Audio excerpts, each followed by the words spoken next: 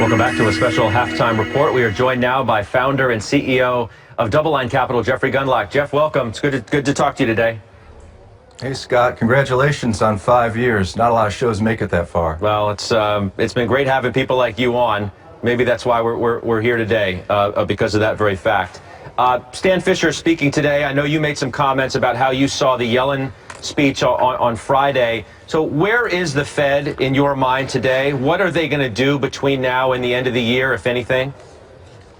Well, they certainly want to raise rates in December. At least a majority of Fed members want to raise rates in December. And, you know, there's about a 2/3 chance when you look at the shape of the yield curve that you can capture using the WIRP function. It gives the probability about 2/3 right now. But Janet Yellen last week on Friday, I thought, really gave some important information. Kind of moving the goalpost on the unemployment rate is kind of what I saw happening. When she talked about running a high-pressure economy, there was a paper written by the Brookings Institute back in 1973 that used the phrase high-pressure economy, and they talked about an unemployment rate of 4% in reference to high-pressure economy. So it seems to me that Janet Yellen doesn't really want to raise rates, at least not very much. But it does seem to be like they want to raise rates in December. And the bond market certainly has been weak ever since July 6th, and particularly a few weeks after that, with interest rates having risen by 50 basis points. And pretty much every maturity in the U.S. Treasury bond market has a yield that's about at or above its 200-day moving average. So it seems to me that something's going on in the bond market, and it's why I turned negative on most assets during July. And frankly, that's been the right position to be in ever since then. You're negative on bonds. You would be short bonds. You would be short stocks as well?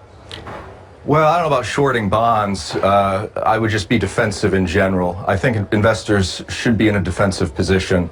And frankly, a defensive position's been working ever since July. Interest rates are up by about 50 basis points, and not just in the United States. They're also up by 30 or 40 basis points in many other developed countries. Almost all developed bonds are negative over the last 3 months in terms of total return. And equities, last time I was on CNBC, we talked about the 2180 level on the S&P 500, and we thought it would go back up there because there was a gap there. And almost miraculously, it went to 2179.99. So let's call that 2180.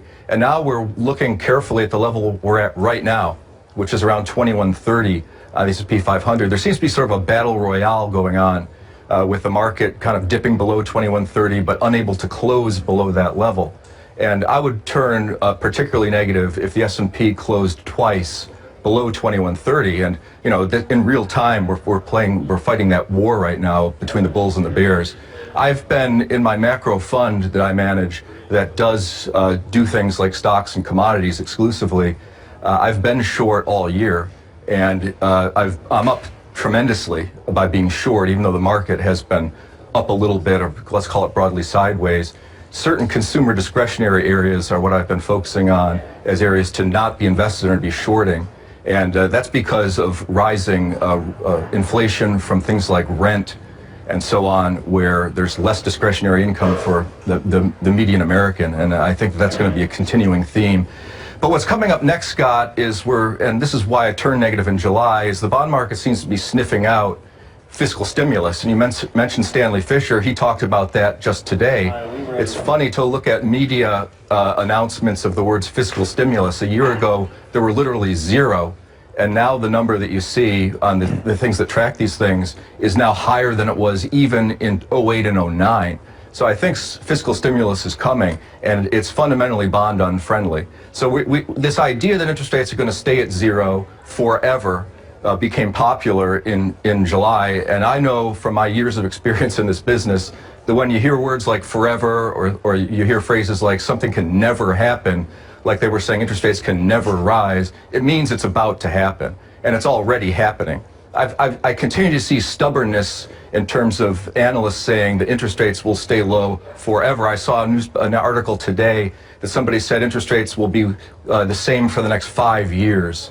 And I just think that that's horrifically wrong. I think interest rates have been putting in a bottom for some time. Part of the difficulty in the environment that we're in, Jeffrey, is the election and the uncertainty, as we've said, not only at the top of the ticket, but downstream. And the investment implications that all of that could have. So how are you positioning with all that in mind?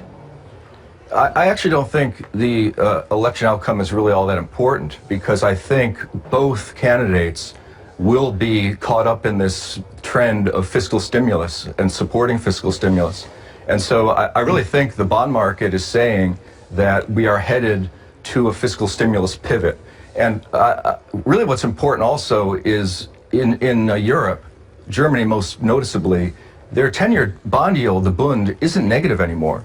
And I think the days of negative interest rates are numbered, and steeper yield curves are in our future. So the election, I don't think really, strangely, because there is so much talk about it, I really don't think it matters that much. I think we're headed to a fiscal stimulus regime regardless of who wins. I think Trump would do more of it than Mrs. Clinton, but I think either way you're headed in that direction. Jeffrey, unfortunately we have to leave it there, but I look forward to speaking with you again soon. Thank you for being on this program so often over the past 5 years. It's been great to have your insight and really get your point of view.